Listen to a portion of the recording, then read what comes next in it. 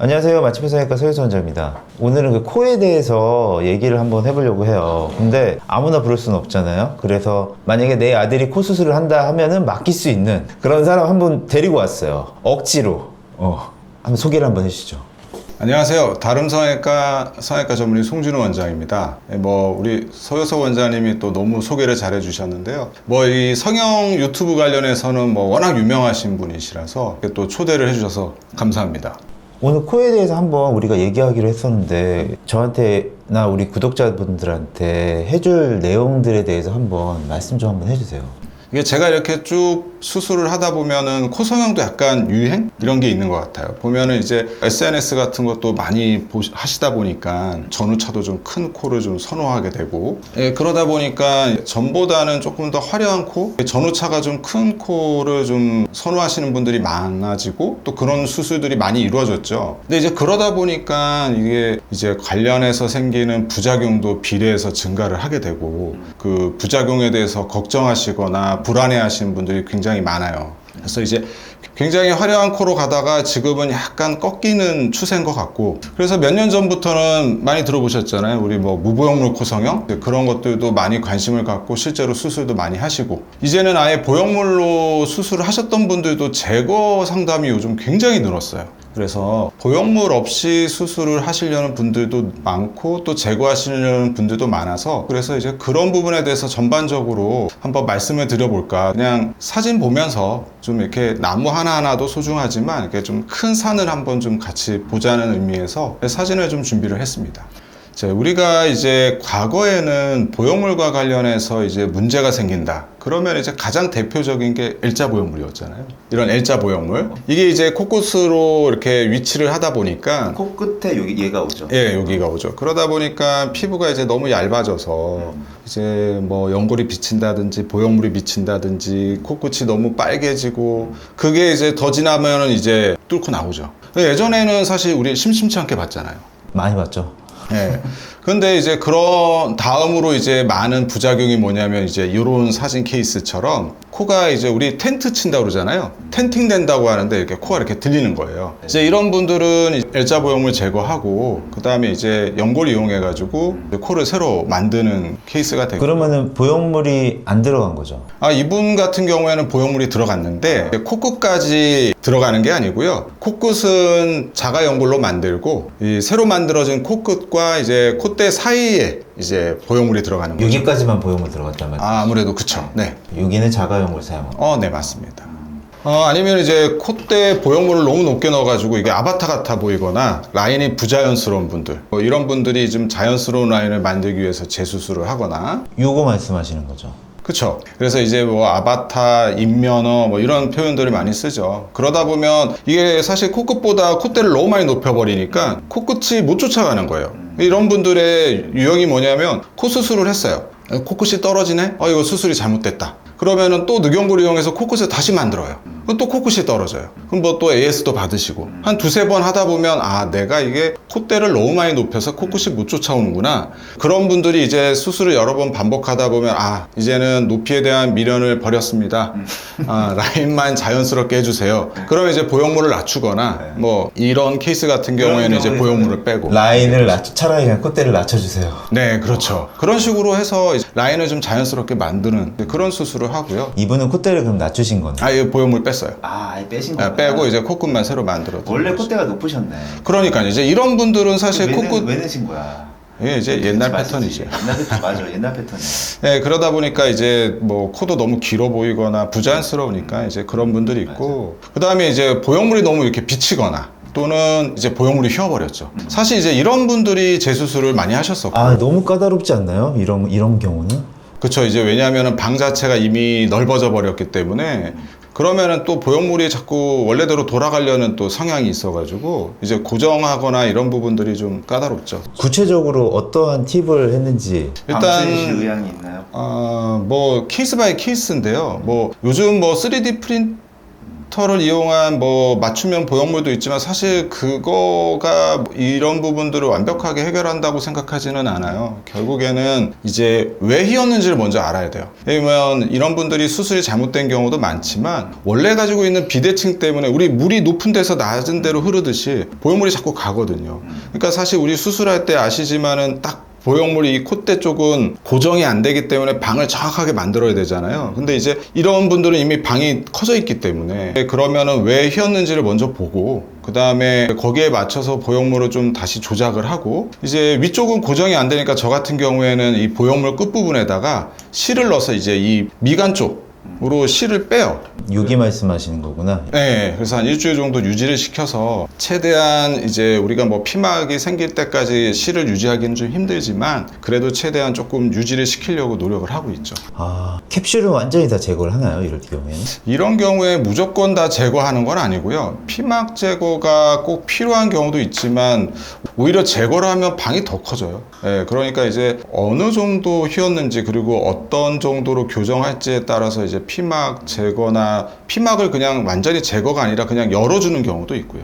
그러니까 딱 방이 막혀 있으니까 요거를 터주는 거죠. 뭐 이런 식으로도 수술을 합니다. 이제 이 CT인데요. 여기 보시면은 코뼈가 있고 코 라인이 보이죠. 여기가 코 라인이 이렇게 보이고요. 입술이고 하얗게 보이는 게 코뼈고요. 이렇게 이게 보형물입니다. L자 보형물이네요. 근데 보시면은 이 L자 보형물의 끝부분이 왼쪽인데 이 콧구멍 안으로 튀어나와 있죠. 이거 이제 돌출이 된 거죠. 이런 경우에는 이거를 계속 유지시킬 수는 없으니까. 완전 튀어나온 건 아니고. 네, 부분적으로 나온 경우인데 이제 이런 실제로 경우 이렇게 보이는 건 아니죠. 아 보여요. 아, 보여요? 네, 보여요. 그러면 이제 이거는 제거를 할 수밖에 없죠. 대개는 보형물과 관련된 부작용은 이런 경우가 많았죠. 보형물의 탈출. 그렇죠. 근데 이제 요즘 환자분들이 이제 걱정하는 거는 사실 이런 문제보다는 보형물과 관련해서 제일 우리가 무서워하는 부작용이 뭐겠어요? 염증? 구축? 맞아요. 구축이죠. 이 구축이라는 거에 대한 걱정들을 되게 많이 하세요. 그래서 뭐 과음을 하셨다든지 뭔가 이제 뭐 무리를 하고 나면 갑자기 잘 지내시다가 코가 좀 뭔가 욱신욱신한 것 같고 빨개져. 쪼이는 것 같고 뭐 아프고 누르는 압박감이 느껴지고 불안하단 말이에요. 그러면은 이제 막 인터넷으로 찾아보세요. 저요. 네, 그러면 이제 막 보형물과 관련된 부작용들이 쫙 나오죠. 너무 많아요. 네, 너무 많아요. 유튜브에 쳐보면은 죄다 보형물에 관련 부작용. 네. 사실 저 찾아보지는 않았는데 상담 오신 분들 보면은 막 손 덜덜 떠시는 분들도 있고요. 막 울먹이는 분들도 있고 실제 보면 괜찮은데 막 그래도 너무너무 불안해 하시고 아 이거 구축 아니에요 라고 해도 아 나 불안하니까 그냥 뺄래요. 이런 분들 정말 많아졌어요. 그래서 이제 우리가 구축이 생기면은 어떻게 나타나는지 CT에서 한번 보여드릴게요. 이게 이제 정상소견인데요. 보형물이라는 게 이제 코뼈에 이렇게 무슨 우리 의자에 이렇게 딱 기대고 있는 것처럼 보이죠? 그리고 우리가 보형물이 들어가면은 피막이라는 게 캡슐이 생기잖아요. 360도 완전히 랩핑이 되는데 사실 정상적인 피막은 뭐 보셔서 아시겠지만은 굉장히 얇아서 밑에 있는 글씨도 보일 정도로 얇죠. 그렇기 때문에 이분도 피막이 있겠지만 피막이 어디 있는지 보이지가 않죠. 이게 사실은 이제 정상적인 보형물이 들어가서 위치하고 있는 그냥 정상적인 CT 소견이라고 보시면 되고요. 근데 이제 이런 분 같은 경우에는 보형물이 뼈에 이렇게 얹혀져 있는 게 아니라 공중에 떠 있죠. 마치 공중부양된 것처럼. 그러면 요 사이가 빈 공간이냐? 그게 아니고요. 피막이 이만큼 두꺼워진 거죠. 뭔가 이렇게 딱딱한 게 막 잡고 있어가지고 불편한 듯한 말. 그렇죠. 이게 피막이라는 게 구축이라는 게 결국에는 정상적인 피막이 비정상적으로 점점 계속 생기는 거예요. 이제 실제 사례 하나 보여드릴게요. 이제 요 CT 정확하게 보이지는 않는데 보시면은 콧대 라인도 뭔가 약간 부자연스럽죠. 코뼈가 이렇게 있는데 잘 보이지는 않는데 이게 보형물이 이분도 이렇게 떠 있죠. 그러면은 이 실제 환자분인데 이렇게 콧대가 이렇게 아까 CT처럼 떠 있고요. 그 다음에 정면에서 보시면은 이게 이제 구축에서 가장 흔히 볼 수 있는데 우리가 이제 구축인가요? 걱정해서 오시는 분들이 되게 많아요. 그러면은 실제로 어떤 증상이나 불편감 때문에 오시는 분의 열의 9은 사실 정상이에요. 구축은 본인이 아세요. 그런데 무서워서 막 항생제, 소염제 먹으면서 버티다가 시간이 지나면은 이제 코가 들리기 시작하고 변형이 생기면 그때 오시는 거죠. 그거 하면 안 돼요. 네, 맞아요. 진짜 안 돼. 네, 맞아요. 우리 건강검진하는 이유가 조기에 암을 발견하려고 하는 거잖아요. 이게 조기에 오시면 우리가 해결을 할 수가 있는데 이게 말기암이 돼서 오시면 우리가 해줄 수 있는 게 별로 없어요. 이물질이 있어가지고 염증이 생겼는데 그냥 항생제만 먹는다. 아, 절대 안 되고 이물질 빼야지. 맞아요. 구축이 안 생기고 그렇죠. 염증인데. 네. 그냥 보형물만 빼는 순간 거기서 스톱이 됩니다. 그렇지. 네. 그래서 이제 우리가 구축에 대해서 이제 진단을 하는 옛날에 이제 우리 국내 논문이 있었어요. 이게 구축을 1, 2, 3, 4단계로 나누는 논문이 있었는데, 근데 이제 1단계는 증상을 가지고 그걸 진단을 하게 돼 있는데, 사실 이게 현실적으로 임상적으로는 의미가 없는 것 같아요. 이게 뭐 쪼인다고 해서 증상이 있다고 해서 그걸 어떻게 구축인지 알아요. 이게 뭐 피 검사해가지고 나오는 것도 아니고. 근데 이제 전형적인 양상이 뭐냐면은 이제 어느 정도 이제 외관적으로 드러나기 시작하는 거예요. 이분은 이제 구축이 생겨서 아까 같은 분인데 보형물을 뺐죠. 원래 보형물이 들어가면은 좀 더 쉐딩돼 보이잖아요. 더 슬림해 보이고. 근데 뺀 거보다 오히려 더 넓죠. 이게 피막이 두꺼워지면은 가장 처음에 나타나는 전형적인 증상이 콧대가 넓어지면서 보형물의 경계가 뚜렷해져요. 그러니까 피막이 그만큼 두꺼워지니까 뭔가 커 보이는 거죠. 그리고 이제 주변 조직을 끌어들이기 시작하니까 이렇게 이제 함몰이 생기는 거죠. 이제 옆에서 보시면은 이제 이렇게 약간 피부도 좀 붉게 되고 이런 경우가 이제 전형적인 이제 구축 소견인데 이제 여기서 시간이 더 지나면 이제 코끝이 딸려 올라가게 되는 거고요. 그래서 이분의 이제 안에 수술을 해가지고 제거를 했어요. 뭐 코끝에는 매드포도 들어 있었고 여기 이제 보형물이 이렇게 있고 여기 아래에 있는 게 피막인데 이제 피막을 깨끗하게 제거를 했어요. 제거를 하고 안에 있는 보형물을 확인하기 위해서 여기를 열었더니 보형물이 탁 나왔는데 이게 피막이 잘린 게 아니고요. 그러니까 우리 스타킹 생각하면 돼요. 쭉 들어가 있다 보형물을 빼니까 확 쪼그라드는 거예요. 네, 그래서 보형물보다는 피막이 작아 보이죠. 그만큼 쪼그라드는 힘이 굉장히 강한 거죠. 그래서 이런 경우에는 무조건 피막도 다 제거를 하셔야 됩니다. 보형물 위아래 360도로 완전히 웹처럼 싸고 있는 피막을 풀로 다 제거한 거예요. 아, 네, 그렇죠. 여기 보시면은 저런 거 하기 쉽지 않아요. 왜냐하면 블리딩이 피가 많이 나기 때문에. 베이스에서부터 사이드까지 다 제거하는 게 쉽지가 않아요. 그리고 이제 시간이 지나면 이렇게 들리는 거예요.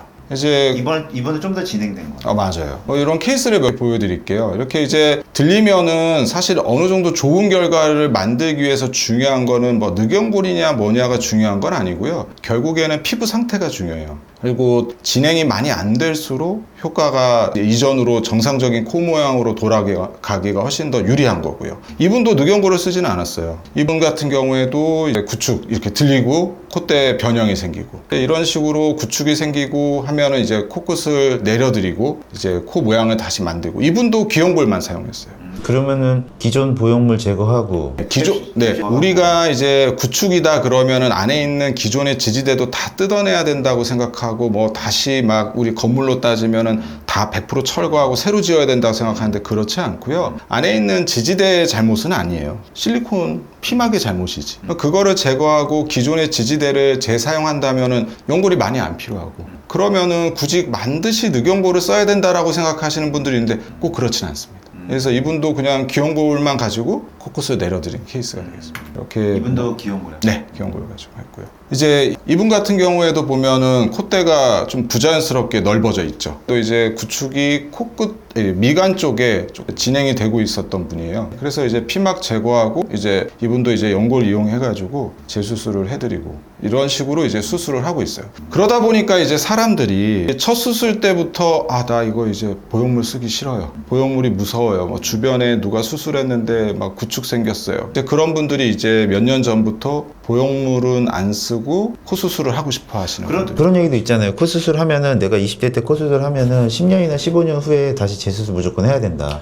그렇지 않아요. 그러니까 보형물이 마치 수명이 있고 시간이 지나면은 이제 수명을 다 했으니까 교체를 해야 된다 생각하시는 분들이 있는데 그렇지 않습니다. 정상적으로 문제 없으시면 평생 가져가는 거죠. 그런 분들 때문에 이제 요즘 하는 게 이제 무보형물 코성형이죠. 이 무보형물 코성형이라는 건 뭐냐면 기본적으로 콧대 높이에 대한 불만은 없어요. 그러니까 이제 콧대를 전체적으로 이렇게 막 높이겠다가 아니고요. 콧대보다 되게 우리나라 사람들은 매부리가 중동 사람 같은 매부리가 아니고요. 콧대보다 연골이 작거나 중안면이 꺼져 있으니까 뭔가 가다가 꺾이는 거죠. 그러니까 이제 코끝을 만들어주고 그 코끝과 기존의 콧대 사이의 단차를 메꿔주는 수술이 이제 무보형물 코성형이고요. 이렇게 해도 사실 코의 어떤 입체감이나 이런 거는 많이 살아나기 때문에 요즘은 이제 이 무보형물 코성형을 원하시는 분들이 많은데 그러면 모든 분들이 그렇게 할 수 있냐? 꼭 그거는 아니고요. 콧대가 엄청 낮은데 코끝은 이만큼 높이고 싶어. 이거는 무보형물로 안 돼요. 그때는 쭉 시작점부터 올라가야 되니까 보형물을 써야 되는 거고, 예로 들어서 이렇게 콧대보다 코끝이 떨어져 있다 그러면 코끝을 이렇게 올려드리고 그 사이를 연골로 채워드리는 수술. 이제 그런 경우가 이제 무보형물 코성형이라고 콧대가 생각하시면 너무 낮은 사람은 그래도 좀 넣는 게 좋다. 아, 맞아요. 근데 이제 예로 들어서 코끝도 조금, 야, 콧대가 낮으니까 코끝도 조금 내가 좀 양보할게. 조금만 높일게. 그러면 가능한데. 가능한데. 코끝은 또 이렇게 높여달라. 그러면 이제 그 단차를 해결하기가 힘든 거죠. 제일 약간 매부리가 있는 콧대가 아, 좀 맞아요. 있는 사람들이 제일 좋겠네요. 맞아요. 그런 사람들이 코끝이 약간 내려가 있는 경우가 많으니까. 그쵸. 그러면 이제 코끝도 조금 더 높일 수 있고, 이분 같은 경우에도 많이 건드리지는 않았어요. 그냥 콧대보다 코끝이 좀 떨어져 있는 코였고요. 그래서 아마 비중격이랑 기형골만 썼던 걸로 기억을 하는데, 그냥 코끝 라인만 만들어드리고, 좀 약간 각지다 보니까 남성적인 느낌을 조금 호소하셔서, 이런 분들은 그냥 이마에 지방만 조금 넣어드리고, 코 이렇게 처진 것만 살짝 개선해드려도 되게 여성스러운 라인이 되죠. 이런 분들 보면 이제 많이들 물어보시는 게 무보형물 코성형을 이제 관심이 있어서 오신단 말이에요. 그러면은 저 코끝은 얼마나 높아져요? 라고 물어보시는 분들 되게 많은데, 그냥 집에서 해보셔도 돼요. 이렇게 면봉 같은 걸로 그냥 콧대에서 이렇게 해서 내가 이 정도, 그러면 이제 이 정도 높이까지 올릴 수 있는 거예요. 물론 이제 너무 올라가면 이제 피노키오가 되면 이제 약간 매부리를 깎거나 그렇게도 하죠. 보통 매부리, 근데 이거를 하려면 제 생각에는 일단 매부리를 약간 조금 깎는 이런 작업들이 좀 필요하지 않나요? 아니요. 근데 의외로 이렇게 수술하다 보면 매부리 잘 안 깎게 돼요. 그 이유가 뭐냐면 결국에는 코끝을 올리고 나서 이 단차를 채워야 되는데 매부리를 너무 깎아버리면요. 오히려 단차가 없어지니까 오히려 그 채우기 위해서 썼던 연골이 층져 보이거나 그럴 수 있기 때문에 매부리는 또 그 매부리가 심하지 않은 분일수록 더 함부로 깎으면 안 되고요. 일단은 그렇게 만들어 놓고 약간 조금 도드라지는 부분을 조금 다듬는다든지. 근데 요즘은 이런 코 가진 분들이 보면요, 이게 이제 우스갯소리인데 높이가 좀 있어요, 콧대가. 그러니까 매부리가 있어서 남성적이거나 이게 싫은 거지, 기본적으로 높이가 있으니까 무보형물을 생각을 하는 거예요. 근데 이런 분들은 매부리를 깎는다 그러면 낮아지잖아요. 높이에 대한 자부심이 있어서 깎는다 그러면 싫어해요. 물론 이제 그 정도가 심하지 않으면은 이렇게 채워드리면 되는데, 차이가 많이 나면은 얘를 끌고 갈 수는 없으니까 그러면 이제 매부리를 깎자. 그러면 저 싫어요. 이런 분들 되게 많아요. 여기서 질문. 선생님은 코끝을 올리는 재료로 기형골, 비중격 연골, 기증, 늑연골 3개가 있다고 치면은 제일 선호하시는 거. 저는 비중격이랑 기형골을 같이 쓰는 경우가 제일 많아요. 왜냐면은 무보형물 같은 경우에는 사실 코끝만 만들고 실리콘으로 덮어버리는 게 아니라 무보형물로 코끝도 만들고 여기도 채워야 되거든요. 그러니까 실리콘을 사용하는 경우보다는 연골 사용량이 많아져요. 그러니까 그 부분에 대해서는 설명을 드려요. 그러니까 장단점은 있어요. 이렇게 무보형물로 하면은 실리콘 넣는 분들보다는 연골이 좀 더 많이 필요하기 때문에 비중격만 가지고나 또는 기형골만 가지고는 힘들어요. 코끝을 만들고 그 다음에 거기를 채워야 되니까. 대신에 장점은 뭐냐면 우리가 이제 수술로 인해서 생기는 염증은 한 일주일 전후잖아요. 한 달만 지나면은 이제 염증이나 문제에 대해서는 자유로워요. 그러니까 뭐 한 달 지나서 뭐 코가 어때요? 사실 별로 걱정 안 해요. 근데 그런 질문도 많이 하잖아요. 여기에다가 기증 아니면 뭐 연골을 이용해서 코끝을 올릴 경우에 그 코끝이 나중에 이제 내려간다, 뭐 연골이 뭐 녹는다, 뭐 이렇게 얘기하는 경우도 많이 있지 않나요? 기증늑을 제가 이렇게 많이는 써보지는 않아서, 근데 이제 그건 있는 것 같아요. 재수술을 하다 보면 기증늑 연골이 들어가 있는 경우가 꽤 많거든요. 그냥 비중격이나 기형골로 했을 경우.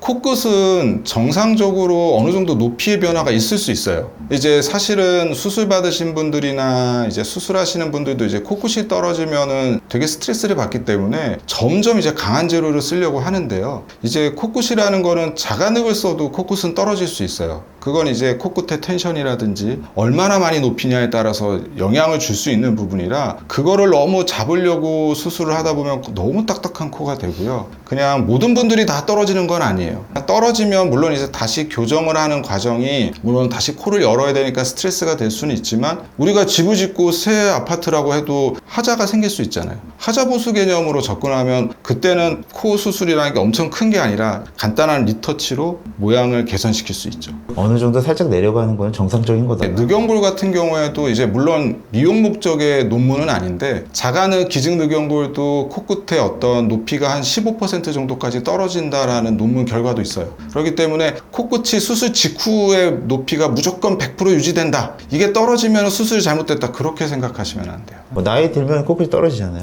그거는 그쵸. 노화되면서 그런 변화가 좀 있는 분들도 있습니다. 그래서 뭐 이런 식으로 이제 떨어져 있는 코끝을 올리고 단차를 무보형물이죠? 네네 아까 보여드렸던 분 사진이고 뭐 이런 분들도 마찬가지죠. 얼마나 높일 수 있냐 그러면 이제 요 콧대 라인에 맞춰서 제가 채워드리고 되고요. 그러면 이제 라인 자체가 막 많이 높아지는 건 아니지만 좀 더 여성스러운 라인이 되고요. 그러면 무보형물 하면은 별로 많이 안 높아진다고 생각하는 분들도 있는데 뭐 경우에 따라서는 이렇게 전후차가 좀 많이 나는 분들도 있죠. 네. 그다음에 이제 이런 식으로 이제 라인을 만들어 드리는 거죠. 뭐 이렇게만 해도 되게 만족해 하시는 분들 많습니다. 그래서 여기를 진피를 사용하지 말고 네. 귀여운 걸로 나 뭐 비중격이나 이런 연고를 쓰시는 게 이용해서, 좋다는 거죠. 네. 고정을 한다면은 나중에 이제 흡수가 돼서 다시 꺼지는 현상이 확실히 적어질 거다. 맞습니다. 그렇게. 네, 그렇게 생각하시면 되고요. 근데 이제 이 무보형물 코성형의 한계가 뭐냐면은 이제 저기 시작점부터 높일 수가 없어요. 되게 그래서 전체적으로 시작점부터 쭉 높이고 싶어 하시는 분들은 사실 실리콘을 쓰는 게 나아요. 왜냐하면은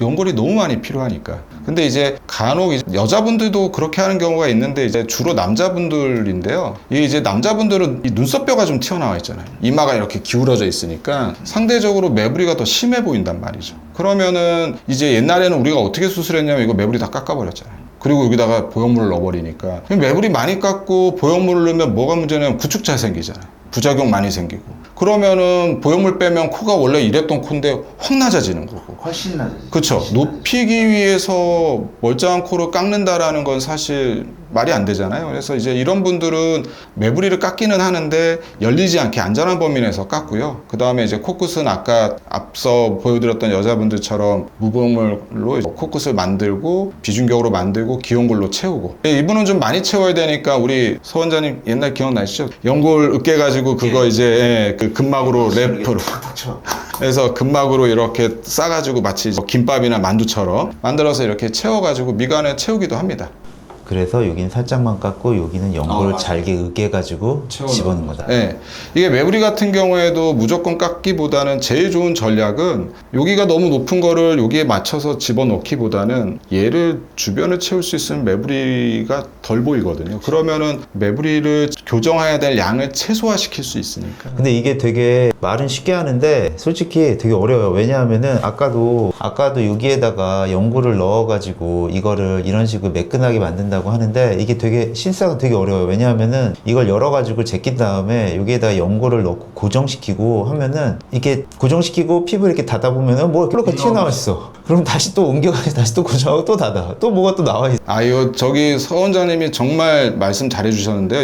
이거 하다 보면은 막 현타 올 때 있어요. 아, 내가 이거 왜 이러고 하고 있지? 왜냐하면은 조금이라도 이게 어긋나면은 또 튀어서 울퉁불퉁하잖아요. 그러니까 그 위치에다 넣고 고정하고 다 네. 넣으면 뭐 이상해. 그러면은 또 살짝 1cm씩 옮기는 게 아니야. 네. 막 1mm, 2mm 옮겨. 맞아요. 그리고 보비를 또 막 지진 다음에 다시 또 닫고 막 이거를 한 몇 번 해야 돼요. 그리고 이제 차라리 한 겹이면 모르겠는데 이렇게 많이 채우는 경우에는 두 겹, 세 겹 채우잖아요. 그러면 얘네들끼리도 층질 수 있으니까 그런 것들 그래가지고 우리가 여기다 진피를 넣는 유혹에 맞아요. 휩싸이는데 그렇죠. 그러면 처음에는 되게 좋을지 모르겠지만 나중에 한 6개월, 1년 지나고 나면은 맞아요. 다시 되꿔져가지고 다시 온다. 네. 이 근데 얘기가- 이제 그냥 채우면 괜찮은데 이제 요즘 분들은 또 말한장 변형 이야기하시면 거기에 꽂히시면 답 없습니다. 실제로 말한장 변형 그게 아닌데. 맞아요. 그게 아닌데. 그리고 이제 비슷한 케이스인데 이분 같은 경우에는 많이 채울 거는 아니라서 이렇게 눈썹뼈가 확실히 많이 나와 있죠. 그러니까 이제 매부리가 심하지는 않은데 여기를 좀 채우고 싶어 하셔서 양이 많지는 않아서 그냥 귀디근막. 우리가 이제 귀연골을 채취할 때 뭐 앞으로도 열기도 하고 뒤로도 열기도 하는데 저는 뒤로 이제 절개를 해요. 그러니까 이제 여기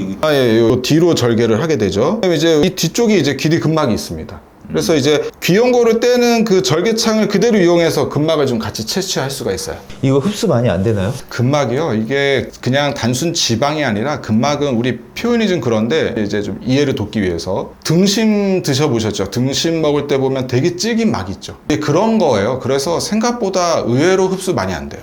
이거 채취 많이 해야 되지 않아요? 아니요, 생각보다 그렇게 많이 안 해도 되고요. 채취해가지고 실로 막 이렇게 묶어야 되지 않나요? 아니요, 안 묶어요. 그냥 아까 제가 말씀드린 것처럼 실로 고정을 해가지고요. 이쪽으로 이제 빼가지고 고정하고 아래쪽만 고정하고 여러 번 고정할 수가 없어요. 그 필드 자체가 시야가 안 나오기 때문에. 그렇구나. 흡수가 많이 되는 것 같아가지고.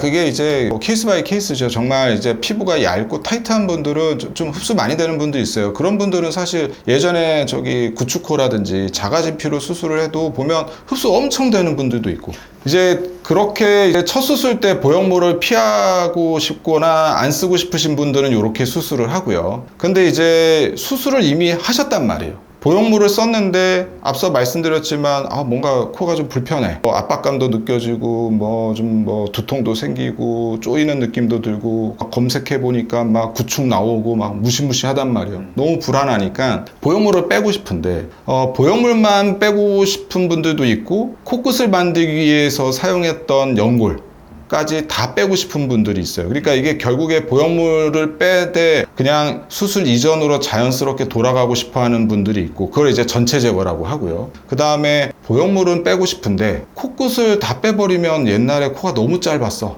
너무 들렸어, 아니면 코가 너무 심했어, 그냥 지금 코끝 모양은 좀 유지를 하고 싶은데, 그러면은 새로 만들어진 코끝과 보형물을 빼면 단차가 생기잖아요. 그럼 이제 그걸 어떻게 해결할 거냐. 그래서 그런 분들은 이제 부분 제거라는 표현도 쓰고, 병원마다 용어는 다양한 것 같아요. 이제 크게 두 부류로 나눠지게 되죠. 그래서 이제 전체 제거 같은 경우에는 이렇게 안에 지지대라든지 실리콘을 다 빼게 되고요. 빼신 분들은 그냥 이렇게 이분은 비계방으로 그냥 보형물만 빼드린 분이에요. 이런 식으로 다행히 제거를 했는데 이런 식으로 모양이 나오면은 그나마 다행이에요. 이렇게 기증늑연골로 지지대 돼 있길래 빼고 실리콘 뺐는데 모양이 이 정도 되면 괜찮아요. 예. 전체 제거.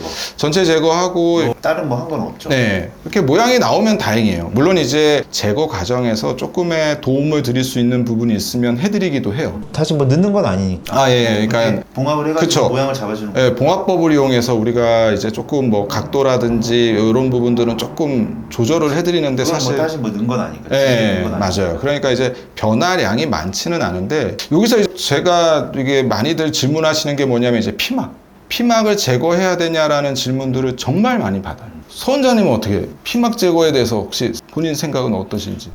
저는 만약에 제거 안 하고 넓혀가지고 크게 문제가 없으면은 저는 그냥 넓히고 끝내는 편이고, 제거는 잘 안 하려고. 그러니까 이게 저도 마찬가지예요. 이게 피막이 문제가 있으면은 제거를 하는 게 맞는데, 그러면은 우리가 아까 이야기했지만 정상적인 형태의 피막을 무조건 떼야 되냐? 저는 오히려 빼게 되면은 피부 얇은 분들은 콧대가 더 울퉁불퉁해지고 높이도 더 낮아지고 피도 더 많이 나고, 그렇죠? 마이너스가 많이 되는데, 이게 어디선가 막 피막을 무조건 제거해야 된다라는, 이게 피막이 단독으로 정상적인 피막이 문제를 일으키지 않는데, 거기에 대한 너무 과도한 불안감을 갖는 분들이 많아요. 우리 예전에 기억나시는지 모르겠는데 그 성형외과 커뮤니티에서 어떤 분이 이제 피막을 재수술할 때 피막을 피판처럼 쓰는 그거를 논문을 썼더니, 어떤 다른 원로분이 이거 내가 먼저 발표했는데 왜 나한테 허락도 없이 했냐, 그래가지고 한번 있었잖아요. 근데 그만큼 재수술하는 사람들은 피막 이거 함부로 안 제거하는데, 그러면 이게 윤리적으로 문제가 되냐? 그렇지는 않은데, 이게 너무 이제 그런 부분에 대해서 비전문가들의 이 잘못된 정보들이 너무 일반인들에게 너무 불안을 너무 조장하는 것 같아서 그런 부분. 그러니까 염증이 있거나 이러면은 제거하는 게 맞는데, 그런 게 없이 그냥 단순 구축이면은 제가 볼 때는 오히려 피막을 벌리고 두는 게 나아요. 그거 잘못 제거하면은 이게 나중에 시닝 돼가지고 맞아요. 막 울퉁불퉁해지면 그거 안 돌아오니까. 그리고 구축이 오히려 더 잘생겨. 오히려. 그리고 그 다음에 이제 제거하시는 분들이 또 요즘 많이 물어보는 게 뭐냐면 연골제 배치하냐는 거예요. 그게 사실 연골 재배치? 네. 그러니까 이렇게 어퍼랑 로어 레터럴 카트리지가 이렇게 돼가지고. 이게 뭐냐면 다시 펼치는 거? 이게 제가 봤을 때는 약간 말장난 같은데. 말장난이잖아요. 하는 거야. 그러니까 이게 지지대가 있는데 이 지지대 날개 연골이 올라가 있잖아요.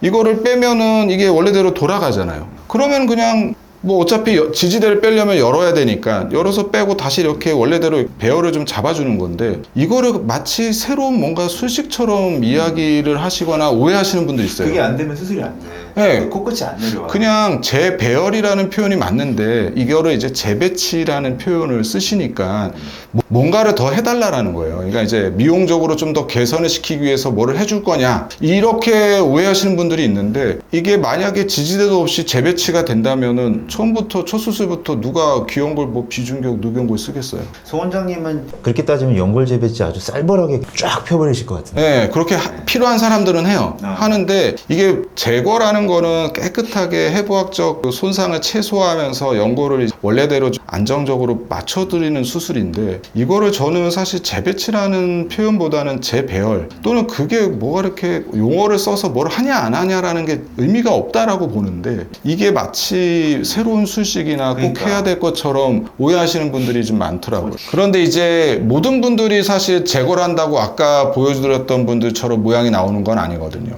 그러니까 이제 코끝은 조금 유지하거나 이양할 거, 열 거 조금은 개선을 하고 싶은데, 문제는 뭐냐면 이제 이분 같은 경우에도 보형물을 뺐는데요. 빼고 나니까 코끝은 조금 뭐 들려 있으니까 조금 내리고 싶고, 그러면은 새로워진 코끝과 기존의 콧대 사이에 단차가 생기잖아요. 아까 말했던 처음으로 돌아가서 이거 무보형물 코 수술처럼. 그럼 이제 이런 분들은 이제 기온골을 이용해서 이렇게 채워드리고 이렇게 수술하고 있죠. 이분도 마찬가지죠. 보형물을 뺐는데 코끝을 조금 그래도 아쉽단 말이죠. 그런 경우에는 이제 코끝을 좀 만들어드리고 라인을 좀 이렇게 정리해드리는 수술을 하고 있습니다. 마찬가지. 이런 식으로 요즘은 제거를 하는데 코끝은 좀 유지를 하거나, 이양하는 거 코끝을 조금 더 이렇게 리터치를 조금 더 해주기를 원하시는 분들이 있고요.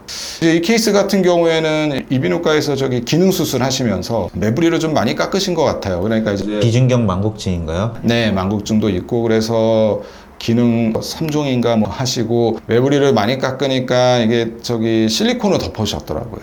그리고 실리콘을 덮다. 네, 그래서 라인이 좀 울퉁불퉁해져서 이거 보완을 원하셔가지고 보형물 빼고 귀염골로 그 단차를 좀 최대한 좀 덜 보이게 채워드린 케이스가 돼요. 이런 식으로 이제 수술을 해서 좀 개선을 시켜드리고 있습니다. 그렇다고 해가지고 제가 무보형물 하거나 제거만 하면서 살지는 않습니다. 혹시 보시는 분들 오해하실까봐 저도 이렇게 뭐 필요한 경우에는 실리콘도 쓰고 있습니다. 자, 실리콘을 예로 들자면은 사실 실리콘이 좋은 재료라고 생각하지는 않아요. 그렇다고 나쁜 재료다라고 볼 수도 없어요. 그러면 많이들 질문하는 게, 실리콘에 대해서 걱정하시는 분들이 그러면 얼마나 생기냐, 그래서 이런 통계적인 데이터도 좀 원하시는 분들이 있는데, 사실 그거 관련된 논문들도 몇 편 있어요. 근데 아시겠지만 임상과 관련된 그런 부작용에 대한 통계는 사실 신뢰하기가 저는 좀 어렵다고 보고, 개인적인 경험에서는 한 350분에서 한 500분 정도 수술하면 한 분 정도는 문제가 생기는 것 같아요. 그러면은 그거를 제로로 만들고 싶지만 그럴 수는 없는 게 현실이고, 그러면 필요하신 분들은 사용을 해도 된다라고 생각을 해요. 왜냐하면 그만큼 부작용이라는 건 있지만 미용적인 메리트가 너무 크기 때문에,